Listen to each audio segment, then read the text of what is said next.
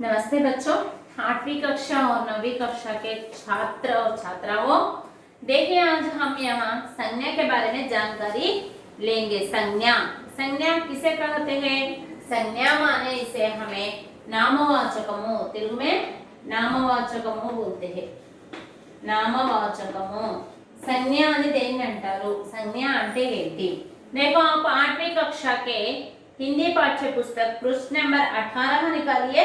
देखिए बच्चों, भाषा की बात देखिए। भाषा की बात में यहाँ पर ऐसा दिया है, रानी और रमेश 8वीं कक्षा में पढ़ते हैं। रानी और रमेश किस कक्षा में पढ़ते हैं? मैं यहाँ 8वीं कक्षा में पढ़ रहे हैं।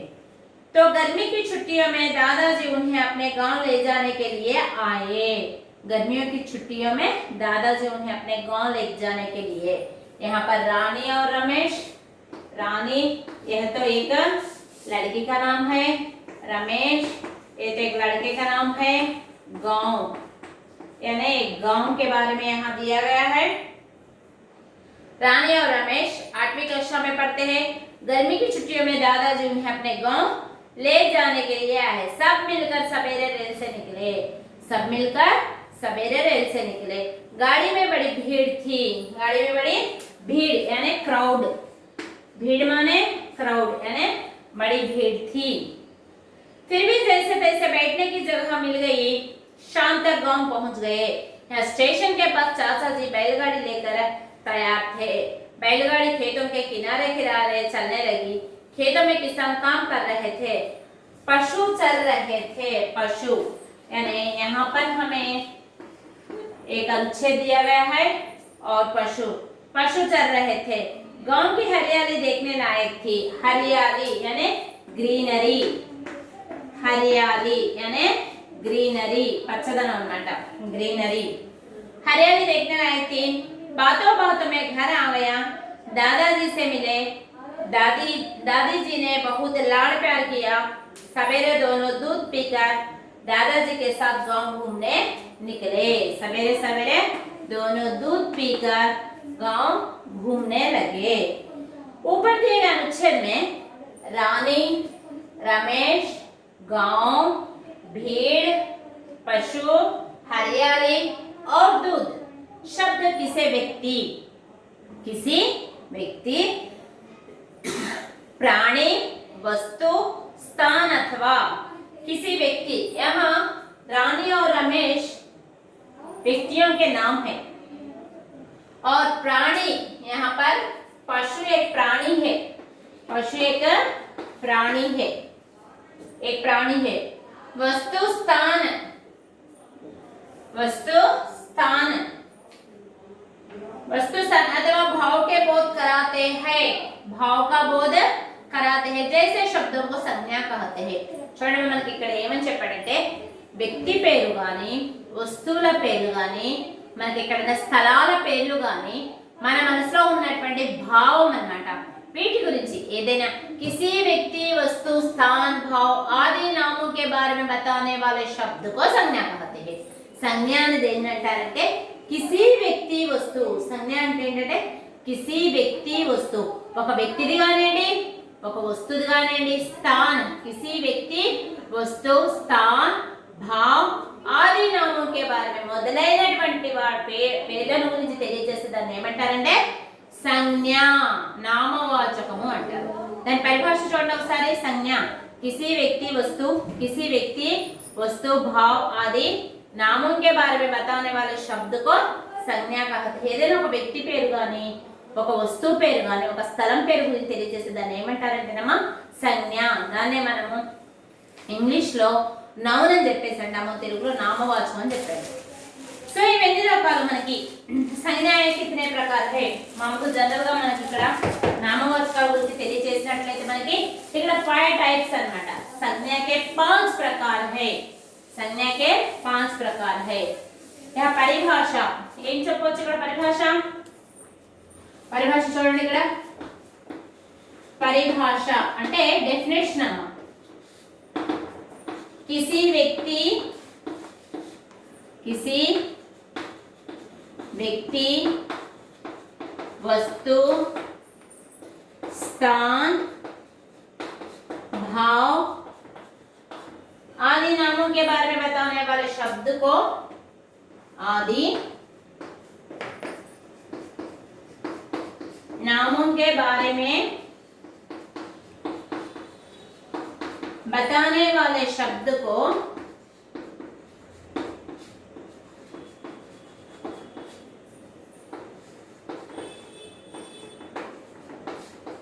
संज्ञा कहते हैं। संज्ञा कहते हैं।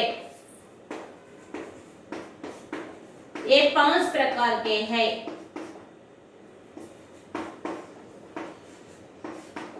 ये 5 प्रकार के हैं। वे पहला फर्स्ट वन व्यक्तिवाचक संज्ञा। व्यक्तिवाचक संज्ञा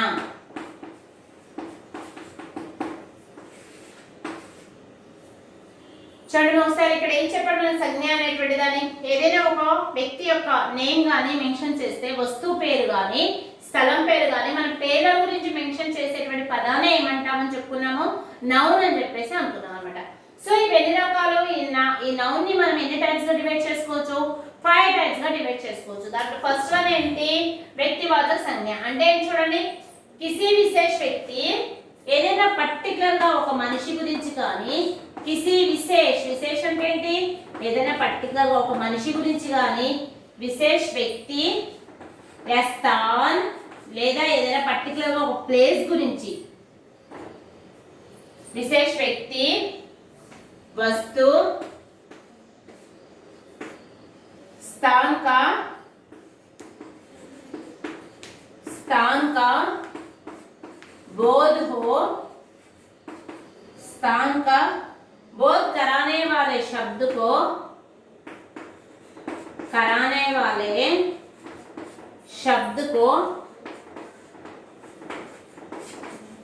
व्यक्तिवाचक संज्ञा कहते हैं। व्यक्तिवाचक संज्ञा कहते हैं। व्यक्तिवाचक संज्ञा कहते हैं। जैसे फॉर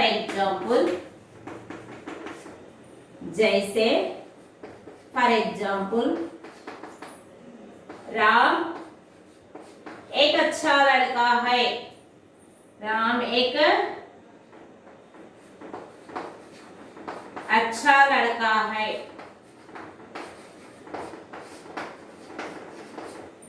చూడండి ఇక్కడ మనం నామవాచకాలు ఎన్ని టైప్స్ గా డివైడ్ చేసుకోవాలనుకున్నాం మనం 5 టైప్స్ గా డివైడ్ చేసుకున్నాం। దాంట్లో ఫస్ట్ వన్ ఏంటి వ్యక్తివాచక సంజ్ఞ। మనం పర్టిక్యులర్ గా ఒక వ్యక్తి గురించి గాని ఒక వస్తువు గురించి గాని ఒక స్థానం గురించి పర్టిక్యులర్ గా చెప్పినప్పుడు దాన్ని ఏమంటారంటే వ్యక్తివాచక సంజ్ఞ అంటారు। సో ఇక్కడ రామ్ అనేటువంటి అతను ఎలాంటి అబ్బాయి అంట అచ్చా మంచి అతని యొక్క గుణం అన్నమాట మంచి అనేటువంటిది। సో రాముడు గురించి పర్టికులర్ గా చెప్తున్నాం రాముడు మంచి బాలుడు అనేటువంటి విషయం చెప్తున్నాం। సో పర్టికులర్ గా రాముని గురించి చెప్తున్నాము కాబట్టి ఇది వ్యక్తివాచక సంజ్ఞ కిందకు వస్తుంది। విజయవాడలో కనకదుర్గ మందిర్ అనే విజయవాడ में కనకదుర్గ మందిర్ देखने लायक है। చూడదగినటువంటి టెంపుల్స్ లో కనకదుర్గ టెంపుల్ చాలా ఫేమస్। సో విజయవాడ అనేటువంటిది ఊరి పేరు, టెంపుల్ అంటే గుడి పేరు, కనకదుర్గ టెంపుల్ అనేటువంటిది దాని నేమ్ అన్నమాట మెన్షన్ చేస్తుంది। సో ఇక్కడ పర్టికులర్ గా ఇలా మెన్షన్ చేసే దాన్ని ఏమంటారమ్మా వ్యక్తివాచక సంజ్ఞ అంటారు। నెక్స్ట్ సెకండ్ వన్ జాతివాచక సంజ్ఞ। సెకండ్ ఏంటి మనం 5 టైప్స్ అనుకున్నాం కదా। ఫస్ట్ వన్ వ్యక్తివాచక సంజ్ఞ అయిపోయింది। పర్టికులర్ వ్యక్తి గురించి గాని ప్రత్యేకమైనటువంటి స్థలం గురించి గాని తెలియజేసేదాన్ని మనము వ్యక్తివాచక సంజ్ఞ అంటారు। నెక్స్ట్ సెకండ్ వన్ జాతివాచక సంజ్ఞ।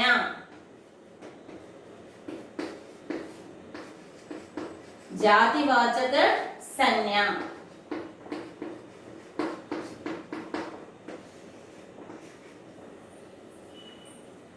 जिस संज्ञा शब्द से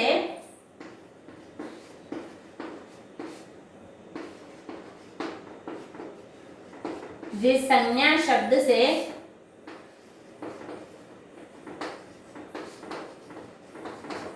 संज्ञा शब्द से किसी संपूर्ण जाति का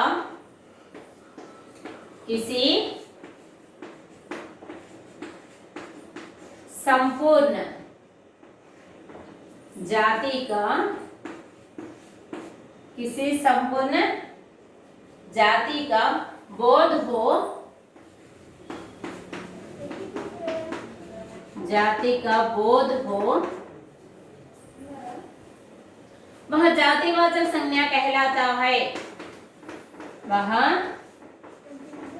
जातिवाचक संज्ञा कहलाता है। वह जातिवाचक संज्ञा कहलाता है। जैसे फॉर एग्जाम्पल, लड़का खेलता है, लड़का खेलता है, लड़का खेलता है। చూడండి ఇక్కడ ఏం చెప్పాడు మనకి, జాతివాచక సంజ్ఞ అంటే పరిపూర్ణమైనటువంటి ఏదైనా ఒక పర్టికులర్ ఒక జాతి గురించి ఉద్దేశించి చెప్పినట్లయితే దాన్ని ఏమంటారంటే జాతివాచక సంజ్ఞ అంటారు। जिस संज्ञा शब्द से ఏ సంజ్ఞా పదంతో అయితే కిసి సంపూర్ణ జాతిగా ఒక సంపూర్ణమైనటువంటి జాతి యొక్క దాన్ని ఉద్దేశించి మనం మాట్లాడతామో దాన్ని ఏమంటారంటే జాతివాచక సంజ్ఞ అంటారు। ఇక్కడ లడకా ఖేల్తా హై, లడకా అనేటువంటిది బాలురందరికీ, తర్వాత కుత్తా विश्वास जानवर है। यहाँ कुत्ता इस जाति के बारे में बताया गया है, विश्वास जानवर है। कुत्ता यहाँ विश्वास जानवर है। यहाँ कुत्ते की जाति यानी उसके जाति के बारे में बताया गया है। और तीसरा आकार भाववाचक संज्ञा।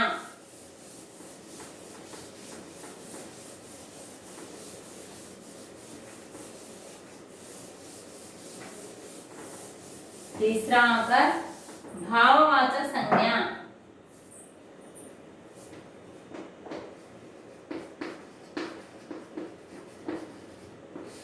भाववाचक संज्ञा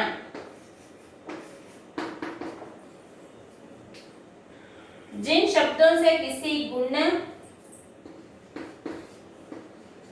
जिन शब्दों से किसी गुण, स्वभाव, किसी गुण, स्वभाव, दशा का बोध हो, दशा का बोध हो, वे भाववाचक संज्ञाएं, वे भाववाचक संज्ञा कहलाता है। भाववाचक संज्ञा कहलाता है। जैसे फॉर एग्जाम्पल, जैसे सुख दुख आते जाते हैं, सुख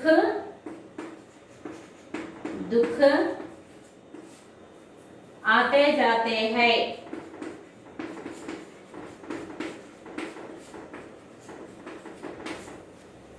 చూడండి మా ఒకసారి ఇక్కడ భావవాచక సంజ్ఞ గురించి, जिन शब्दों से किसी गुण, स्वभाव, दशा का మనిషి యొక్క గుణం గురించి కానీ భావం గురించి కానీ దశ ఉన్నటువంటి సిచ్యువేషన్ గురించి కానీ తెలియజేసే దాన్ని ఏమంటారంటే భావవాచక సంజ్ఞ అని చెప్పేసి అంటారు। అంటే ఇక్కడ మనకి పర్టికులర్ గా ఒక వ్యక్తి గాని ఒక స్థలం గాని ఉండదు, మనలో ఉన్నటువంటి ఫీలింగ్ భావం మాత్రమే ఉంటుంది। సో ఇలాంటి వాటిని ఏమంటారంటే భావవాచక సంజ్ఞలు అంటారు। నేను పరిగెత్తలేను, పరిగెత్తడం నా వల్ల కాదు, పరిగెత్తడం అనేటువంటి దానికి ముఖ్యమైనటువంటి ఇంపార్టెన్స్ ఇవ్వడం జరిగింది। సో మనలో ఉన్నటువంటి ఫీలింగ్ ని వ్యక్తం చేస్తుంది। సుఖ దుఃఖ ఆతే జాతే హై, ఇక్కడ సబ్జెక్ట్ అంటే కర్త గాని తర్వాత క్రియ గాని ఏమీ లేవు, మనకి సుఖ దుఃఖాలు వస్తూ పోతూ ఉంటాయి, సుఖం తర్వాత దుఃఖము, దుఃఖం తర్వాత సుఖము అన్నమాట। సో అలా ఒకదాని తర్వాత ఒకటి అంటే మనలో ఉన్నటువంటి మన జీవితంలో ఉన్నటువంటి భావాన్ని వ్యక్తం చేస్తుంది కాబట్టి ఇలాంటి క్రియలని ఇలాంటి వాక్యాలను ఏమంటారంటే భావవాచక సంజ్ఞ అని చెప్పేసి అంటారు మనం। तो बच्चा आइए आप अपने हिंदी पाठ्य पुस्तक निकालिए और एक बार देखिए, और दूसरा इसका अगला पाठ और दूसरी कक्षा में बताएंगे। धन्यवाद।